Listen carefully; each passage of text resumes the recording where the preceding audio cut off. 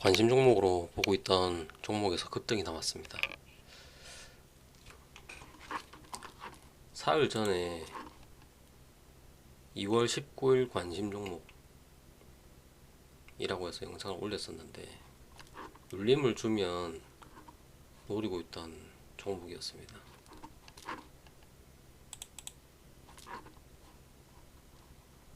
추적을 시작할 당시에 일봉은 이렇게 꼬리가 생겼지만 몸통을 해치지 않는 장대 양봉이 나왔고, 거래량이 1조가량 들어오면서 신고가를 앞둔 구간이었기 때문에 글로벌 사모펀드의 이슈까지 같이 부각되면서 한 차례 더 상승이 나올 수 있겠다 라고 전 영상에서 분석을 하였고, 그로 인해서 추적을 하고 있었습니다. 원래라면 추천이 나갔을 당시에는 분봉상 이렇게 끝났었는데, 여기 메모도 써있네요. 1차 매수는 26,900원 부근, 여기 1조가량 1조 돈이 들어갔던 당시 일봉의 상승을 만들어낸 주요 구간이었습니다. 26,900원이. 그래서 여기서 크게 내려가기는 어렵다 생각했는데, 일단 컨텐츠를 만들 때 조금 높은 구간에서 추격의 관점에서 이렇게 영상에 나가다 보면 조금 손절을 못하거나 비중이 들어가서 하다가 대응을 못하시는 분들이 생길 수도 있어서 최대한 영상은 보수적으로 제작하고 있습니다.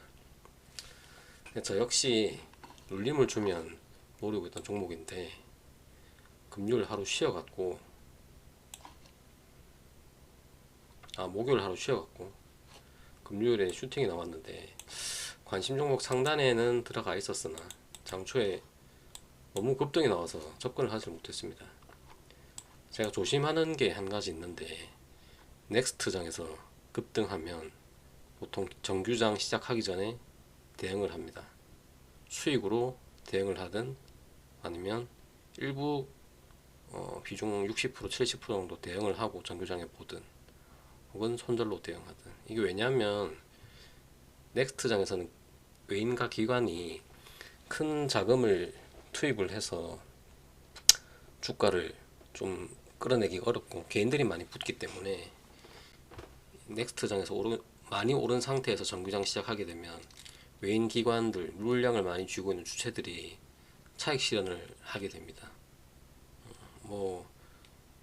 우리들 개인들 같은 경우야 많이 들고 있으면 1억, 2억, 큰 손분들은 10억씩 이렇게 매수를 하겠지만, 외인 기관들은 시총이 큰 종목이면 더 하겠지만은 보통 개인들이랑 들고 있는 자금의 규모가 다르기 때문에 넥스트장에서 오르게 되면 그들에겐 기회입니다.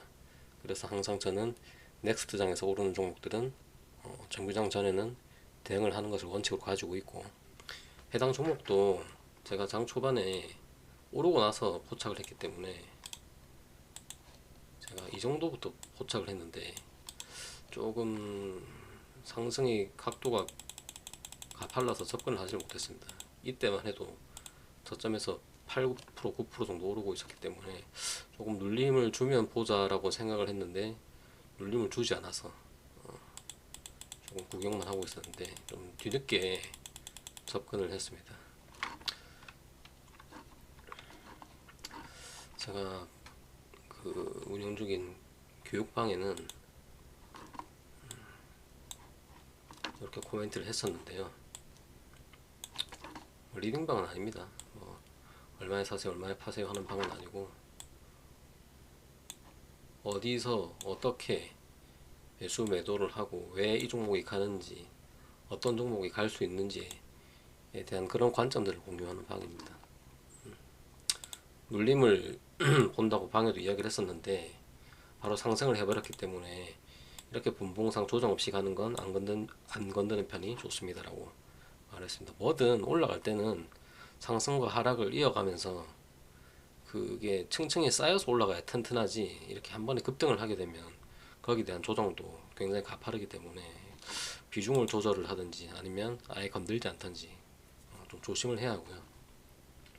조정이 나오면 갑자기 크게 나올 수 있어서 비중을 염두에 두고 접근을 해야 한다. 자칫 잘못하면 손실이 커질 수 있는 패턴이다. 그래서 말씀드렸다시피 관망 후에 눌림에 접근하는 것이 안전하다. 그리고 위에 말씀드린 것처럼, 앞전에 말씀드린 것처럼 장전의 급등이라서 이렇게 급등하게 되면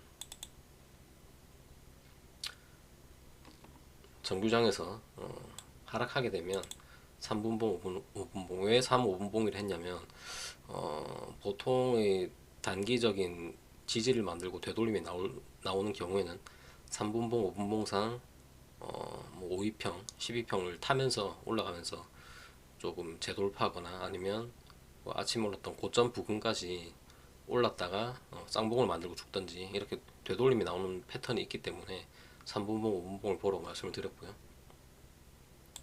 그리고 올라간 거는 보내주자.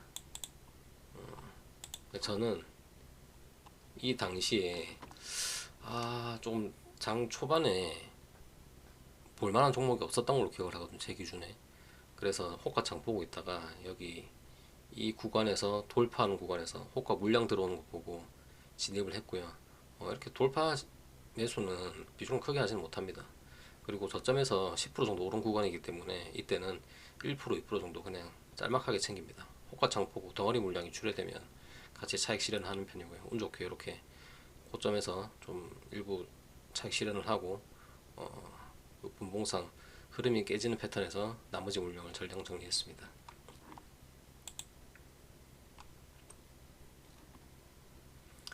제대로 된 눌림이 안 나와서 매수세가 몰리는 상황에서 잠시 돌파 매매를 했었다. 호가창 보고 매매를 했고요. 짧게 대응해야 된다.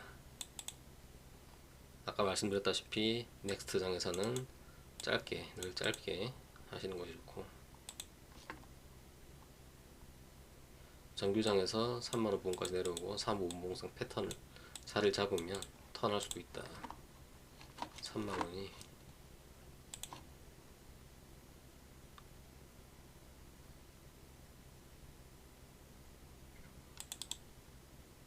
이 부분인데, 정규장이 시작이 여기입니다. 9시. 제가 늘 조심하는 게 아까 말씀드렸다시피 이렇게 오른 상태에서 넥스트장에서 끝이 나고 정규장 넘어가는 건데, 여기서 대응을 안 하고 들고 있으면 올라온 폭이 지금 저점 대비 15%까지 올라갔었거든요, 넥스트장에서. 근데 이렇게 올라와서 여기서 못 올라가 주면 이런 식으로 보통 나와요.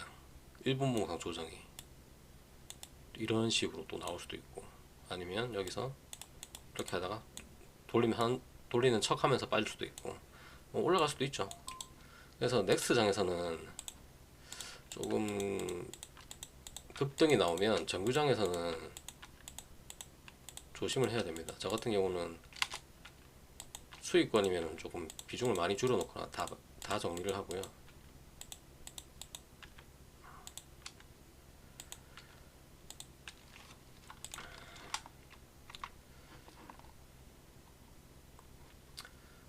그래서 저 같은 경우는 아까 말씀드렸다시피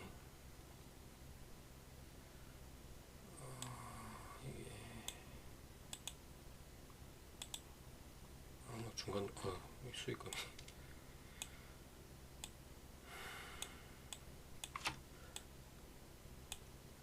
짤막하게 앞에 설명드린 영상을 토대로 구간 매매를 좀 하기는 했습니다. 근데 돌파 매매라서 비중을 크게 하지는 못했고요.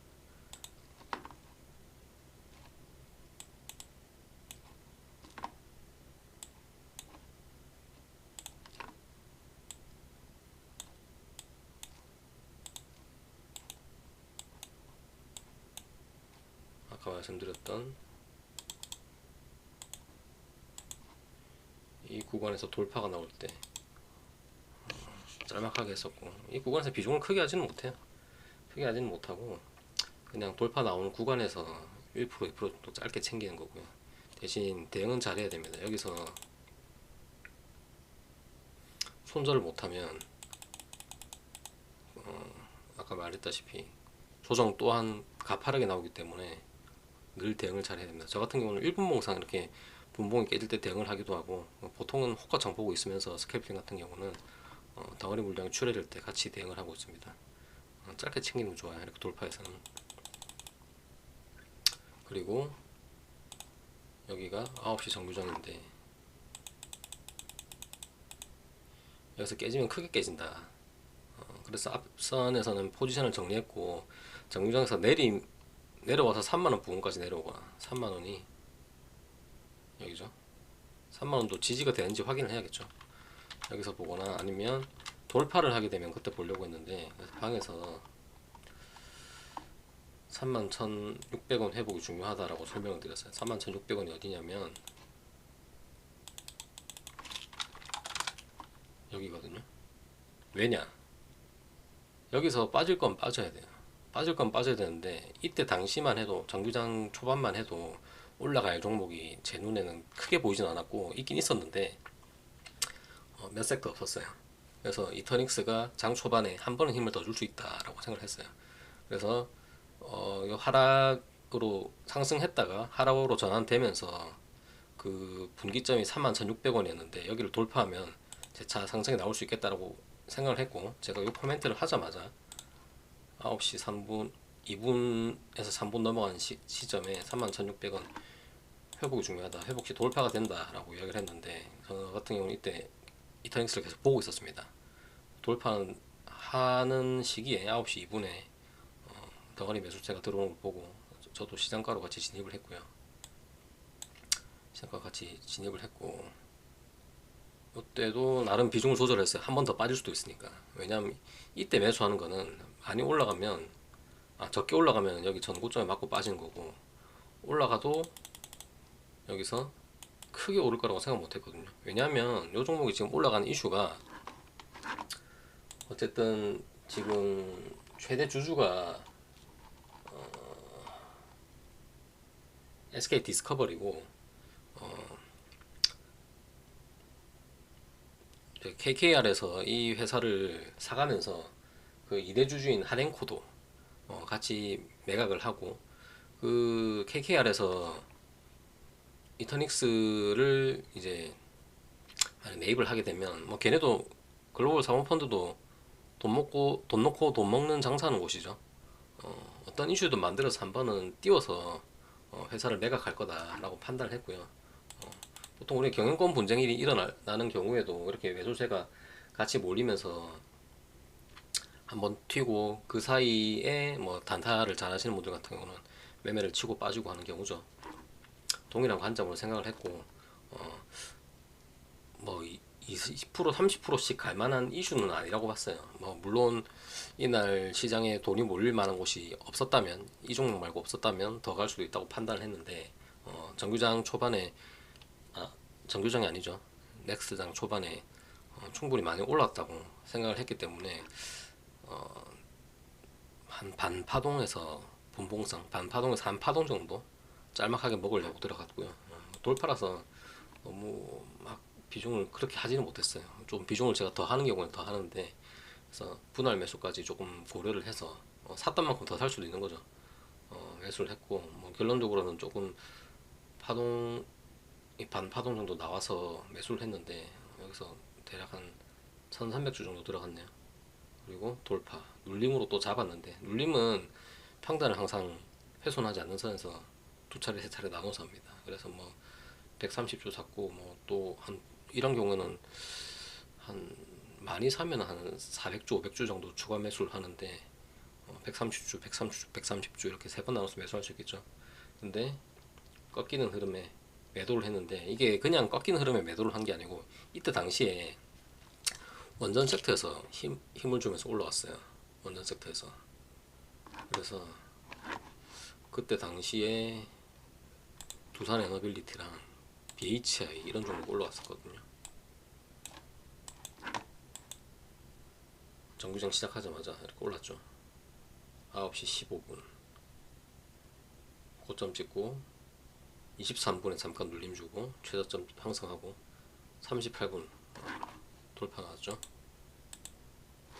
우리 기술도 올라왔고, 이게 제가 늘 말씀드리는 거지만 시장의 돈은 한정적이기 때문에 순환매가 일어날 때는 잘 가던 종목이 있다가 다른 섹터, 다른 종목이 등장하면 힘이 빠져요. 뭐 예를 들어서 내가 이 종목에 들어가 있는데, 예를 들어서 이터닉스 들어가 있는데 갑자기 다른 섹터에서 우르르 올라와. 근데 이터닉스는 많이 올랐어. 그러면 트레이딩을 잘 하시는 분들 같은 경우는 여기서 물량을 정리하고 넘어가요. 근데 정리할 때 보통 호가에 걸어두진 않겠죠. 뭐 호가에 걸어두는 분도 있을 수도 있겠는데, 저라면 시장가로 매도할 것 같아요. 왜냐면 그 돈이 들어온 섹터를 빨리 매수를 해야 되기 때문에 시장가로 던지고, 그 돈이 들어온 섹터에 시장가로 들어가든지 밑에 받쳐주는 호가로 들어가게 되죠. 그래서 내가 매매하고 있던 종목에서 올라가고 있다가, 근데 이터닉스는 단일 종목이었죠. 개별주. 근데 원자는 테마죠. 테마가 다 같이 올라가요. 그러면 그쪽으로 자금, 시장에 있는 대부분의 자금이 집중이 되기 때문에 다른 쪽에서 다 빠집니다. 그래서 이터닉스는 자연스레 약세가 될 수밖에 없어요. 그래서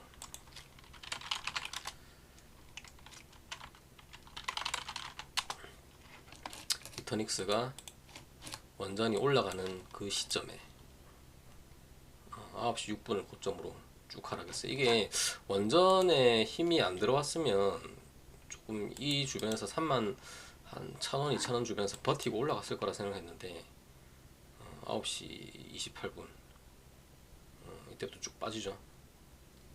다른 섹터에 돈이 들어와서 그렇다고 저는 생각을 합니다. 한전도 9시 반쯤에 고점이고요. 돈이 들어오니까 그럴 수밖에 없어요. 우리 기술이 계속 올랐죠. 9시 20분, 30분, 40분, 거의 10시까지 계속 올랐죠. 보통 파워텍 상한 것 같고요. 그래서 이게 돈이 가는 원리를 알아야 돼요. 그러면 순환매 관점에서 혹은 내가 트레이딩, 대응하는 종목에서 얼마나 올라갈지, 어디서 팔아야 할지라는 부분이 어느 정도 답이 나오기 때문에 저 같은 경우는 그런 식으로.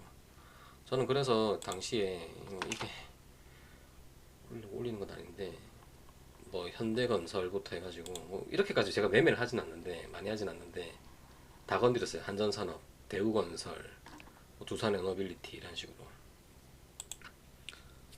저 같은 경우는 이터닉스에서 손을 털고 원전으로 넘어간 거죠. 그리고 앞전 영상에서 설명드렸는데 늘 분할이 중요한 이유가, 여기서도 제가 조금 분할을 했었어야 되는데 욕심을 내가지고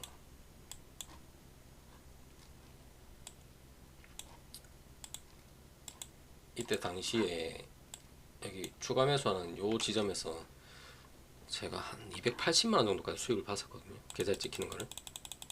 그러다가 한 80만원, 90만원 정도 수익 찍히는 거 보고 그냥 정리를 다 했어요. 이게 분할을 했다면 최고점에서는 팔지 못할지언정 어느 정도 한 200만원 가까이 챙기지 않았을까요? 이런 관점들이 다 같이 녹아져서 녹아들어서 매도가 나오고 어디 섹터를 보는지에 대한 관점이 생기는 거기 때문에, 이런 좀 시장의 마켓 트레이딩 원리에 대해서 조금 이해를 하고 있으면 내가 꼭 트레이딩을 하지 않더라도 내가 보여주는 종목을 어디서 팔아야 될지 이런 감이 좀 잡히지 않을까 생각을 합니다. 오늘 영상은 제가 2월 19일 관심 종목으로 이터닉스를 드렸는데, 마침 제가 매매를 하게 돼서 어떻게 매매했는지에 대해서 영상을 제작을 하게 되었고, 앞으로 이렇게 관심 종목에 대해서 올렸는데 올린 영상이 좀 반응을 하게 되면 손절이든 익절이든 한번 올려볼 수 있도록 하겠습니다.